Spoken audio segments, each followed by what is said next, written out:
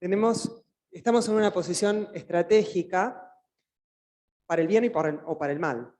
¿Por qué? Porque cuando aparece una niñez o una adolescencia que no está conforme con el género que le fue asignado al nacer, nos van a venir a consultar a nosotros, los pediatras, que somos en su inmensa mayoría, por no decir en la totalidad, cisgénero. ¿Saben lo que es cisgénero? ¿Alguien no sabe lo que es cisgénero? Bien. Eso es muy importante porque años atrás había mucha gente que no sabía lo que era cisgénero. Y la mayoría de los pediatras también son heterosexuales. Entonces, no hay una vivencia cercana de lo que significa formar parte de una minoría sexual, de lo que significa estar en un armario, pertenecer al arco iris y no estar de alguna forma en alguno de esos dos compartimentos estancos, que es el rosa y el celeste. A ver, Rodo, tocame la pantalla para el rosa y el celeste, que se asume culturalmente que es lo que es, como, se asume como la realidad. Pero la realidad, como decía antes, es un arco iris. Entonces a los pediatras que no formamos por ahí parte de ese arco iris, en la mayoría, se nos hace muy difícil verlo. Tendemos a ver en rosa y celeste, porque aparte en nuestra sociedad todavía prevalece este binarismo, ¿no? Esto de pensar que quien nació con pene va a ser varón, va a tener una expresión masculina y le van a gustar las mujeres. Y que quien nació con vulva va a ser mujer, va a tener una expresión femenina, no importa lo que quiera decir en cada momento, y le van a gustar los hombres, ¿no? Eso es pensar en binario.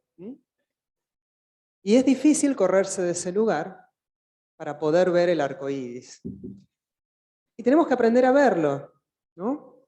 Porque las personas que no están conformes con su género, con el género que les fue asignado al nacer, mejor dicho, porque con su género, con el que perciben sí están conformes, sino con el que fue asignado, esas personas, si son adultas, no vinieron en un plato volador, ¿no? Fueron niñas, fueron adolescentes. Y hoy vemos, cuando les preguntamos a una persona trans adulta, ¿cuándo se dio cuenta que era trans?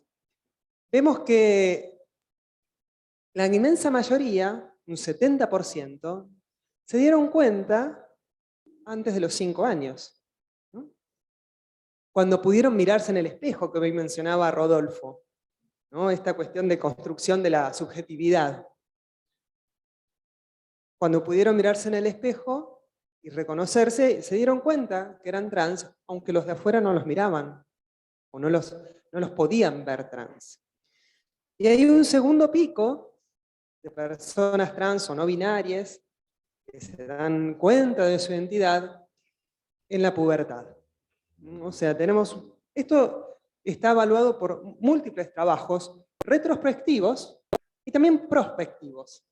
Porque ahora, a partir de que en los últimos años los pediatras y la sociedad toda nos damos cuenta de que las infancias trans existen, porque las personas trans adultas existen y fueron niñas. Así de simple. Podemos seguirles desde que anuncian su identidad y vemos estos dos picos. O sea, un pico fuerte antes de los 5 años o alrededor de los 5 años y otro pico en la pubertad, ¿no? Los cambios puberales hacen que esta identidad se manifieste o se haga muy, muy presente porque a muchas personas, no a todas, que no acuerdan con el género que les fue asignado al nacer, a muchas personas los cambios puberales del sexo de nacimiento les genera malestar. Pero no a todas. ¿Cuántas personas trans ustedes creen que nosotros podemos encontrarnos en nuestra vida? Les voy a decir algo, mucho más de lo que uno cree. muchísimo más que de lo que uno cree. Porque ahora, a partir de que, no solo acá en Argentina tenemos una ley que es un faro para todo el mundo, por decirlo de alguna forma, pero en todo el mundo esto se está viendo, se están pudiendo visibilizar esas identidades que siempre existieron, pero lo que pasa que antes eran perseguidas, hostigadas, tratadas como criminales o como enfermos y demás. Estas identidades, en las últimas encuestas a adolescentes en Estados Unidos, vemos que cerca de un 10% de los adolescentes dicen no estar conforme con el género que les fue asignado al nacer. Repito, 10%. Es un número enorme. Ahora bien, por ahí no estar conforme no me genera tanto malestar. Se calcula que al menos el 0,5% de los adolescentes son trans o no binarias. O sea, tienen una identidad de género que quieren que sea reconocida diferente a la que fue asignada al nacer. En por lo menos un 0,5%. Esto en números prácticos, ¿qué significa? Significa que en un colegio secundario, más o menos grande, que por ahí tiene una matrícula de 1000, 5 alumnos van a ser trans o no binarias. O sea, es un número que nos va a llegar. Si estamos en un lugar, digamos, de salud o en un lugar de educación que después se van a referir las chicas de sexología actual. Nos va a llegar. Ahora bien, ¿qué hacemos, no? ¿Qué hacemos? Si uno mira los trabajos de investigación de hace 15 años, 20 años, o bueno, por ahí no tanto, muchos trabajos de investigación sobre personas trans, sobre niñeces y adolescencias trans y no binarias, se enfocaban en la comorbilidad psiquiátrica. Es algo que a mí realmente no me gusta hablar desde los problemas de salud, digamos, porque pareciera que mandar el mensaje de que una persona que es trans o no binaria va a tener problemas. El problema no es la diversidad de género, el problema es la falta de aceptación, ¿no? El estigma que tiene asociado, por no decir la hostilidad, la violencia, la exclusión, de las cuales son víctimas. Ahí está el problema. Entonces ya en los primeros trabajos nos hablaban de que hay tasas de suicidio, que hoy en un momento se mencionó, altas en los adolescentes en general, pero en la población trans, no binaria, bueno, LGTB en general, pero sobre todo trans, la tasa de suicidio puede alcanzar cifras 8 veces mayor, repito, 8 veces mayor que la población general cuando la familia no le acepta. Pero con la aceptación familiar, estas tasas bajan a niveles de la población general. Ahora tenemos incluso, ¿querés ponerme la filmina? Compartime la segunda. Tenemos trabajos prospectivos, o sea, de niñes que ingresan a un estudio o a un acompañamiento más bien, porque lo que se hace es acompañar y ver cómo están. Tenemos, a ver, ¿me la podés pasar? Sí. Estoy bien. Una más, pásame. Ahí, otra más. Bien, tenemos que menciona Calafilmina, estudio de Olson, donde hacen un seguimiento a 73 niñas trans que ingresan al programa y ven que la salud mental de esas niñas es igual a la de sus pares, de sus hermanos, y de 700 controles es exactamente igual. ¿Por qué? Porque son afirmados, ¿no? Pero uno se pregunta, ¿qué tienen las niñas trans una necesidad especial de afirmación? No. En realidad, todas las personas, niñas, adolescentes y adultos, tenemos la necesidad de que nos afirmen, de que nos acepten, de que nos quieran, digamos, no es otra cosa. Lo que pasa es que el cisgénero, el cisexismo, es como que está en el aire y está en el agua, tierra, y no nos damos cuenta hasta qué punto nosotros afirmamos la identidad cis todo el tiempo y no afirmamos la identidad trans.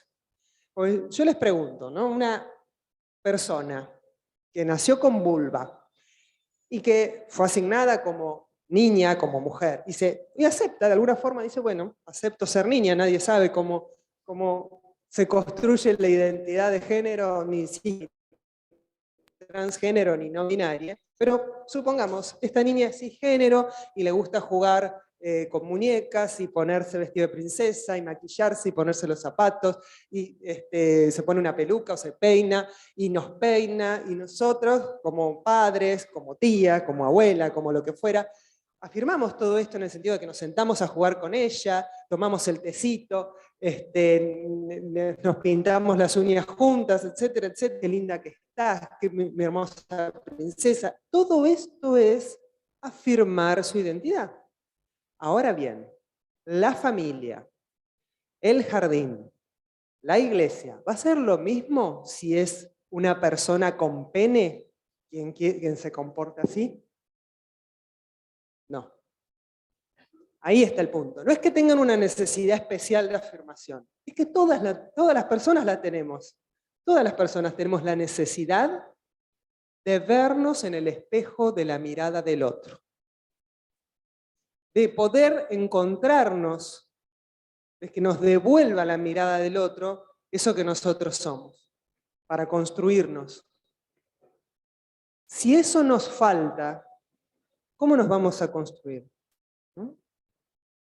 Si cuando nos expresamos genuinamente, auténticamente, nos lo prohíben, nos ocultan los juguetes con los cuales queremos jugar, o sea, ¿cuál es la actividad principal de una niña? Es jugar. ¿Me entienden? Entonces esto es por esto que la afirmación y la aceptación es salud. Salva vidas.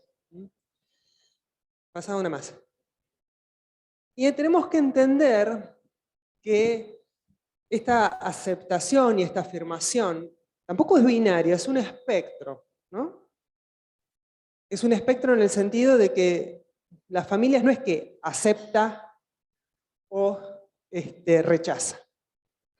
Tiene actitudes por ahí de aceptación y actitudes de rechazo. Y hay una gradualidad entre el rechazo y la celebración, ¿no? Primero, por ahí hay personas o familias que van desde el rechazo a la tolerancia, a la aceptación y después a la celebración. Es por eso imprescindible, primero como pediatras, poder estar con los ojos abiertos a esta realidad, pesquisarla, cuando por ahí nos damos cuenta, ¿no? Tenemos que adquirir esa sensibilidad. Con los adolescentes tenemos que tener un espacio de charla uno a uno, sin la familia, como para que puedan surgir estas cosas. Nosotros como pediatras tenemos que afirmarles, siempre preguntándole cómo quieren que los nombremos, qué pronombres usar. Y preguntarles también, acompañarlos en lo que puede, en el develamiento de esto, ¿no? No